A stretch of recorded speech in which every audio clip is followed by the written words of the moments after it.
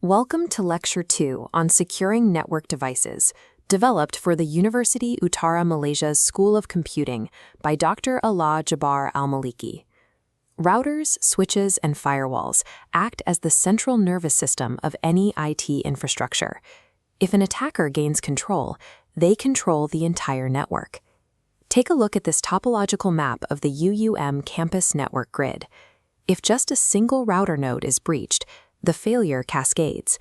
The surrounding campus nodes instantly go dark, cutting off communication pathways across the entire grid. Securing device access starts with the protocols we use to communicate with them.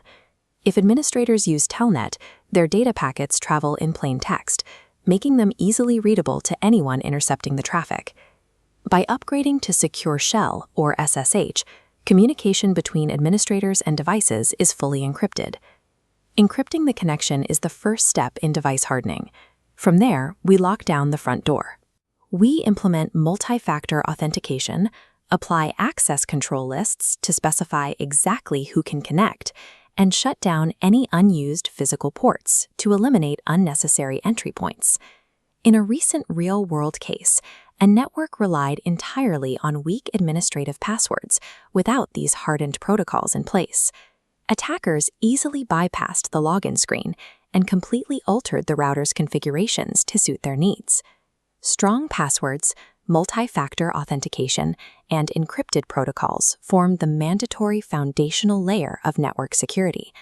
Without strict access controls at the perimeter, advanced internal defenses you build are rendered completely useless. Once we secure the perimeter, we have to look at internal management. This cross-section blueprint of a network router shows its base internal components, giving us a clean slate to build our internal defense layers. We apply the least privilege principle here, ensuring users only have the exact access they need to do their jobs. We enforce this through role-based access control, dividing users into distinct roles: administrators with full access, operators handling limited tasks, and viewers restricted strictly to read-only pathways. Consider a scenario where an overprivileged user accidentally deletes critical routing configurations. By enforcing role-based access control, an operator attempting to access the core routing table is immediately blocked, neutralizing the insider threat and preventing accidental misconfiguration. Restricting access limits internal damage, but you also need continuous visibility to detect suspicious activities early. We attach 3 critical layers of monitoring: syslog to record a diary of system events, SNMP to monitor device health, and CM to analyze security alerts in real time. Role-based access control limits the blast radius of an internal mistake or breach. Continuous monitoring guarantees administrators receive real-time alerts the moment someone tests those limits. Even with perfect monitoring, some threats move much faster than human response times.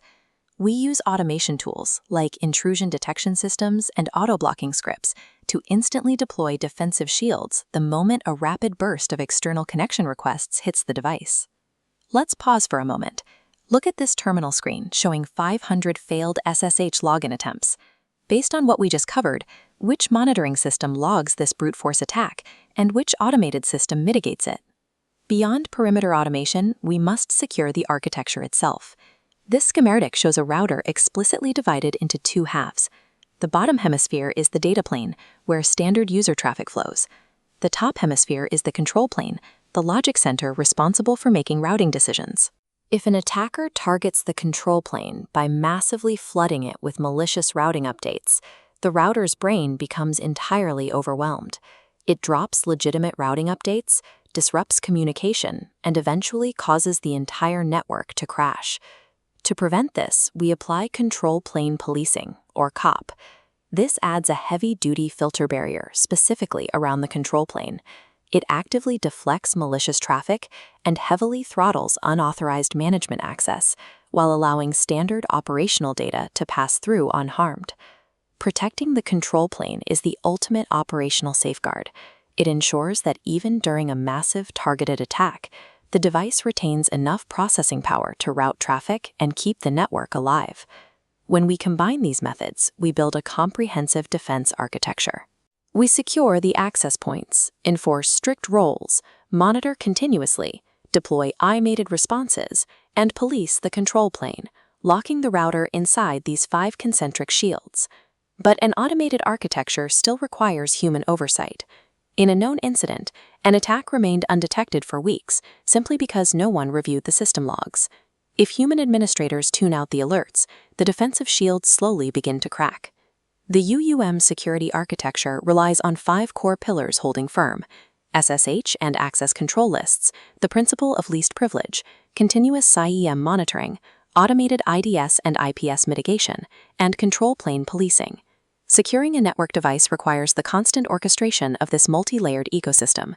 Keep your access tight, your roles defined, and your logs reviewed. Thank you for joining this lecture from the University Utara Malaysia School of Computing.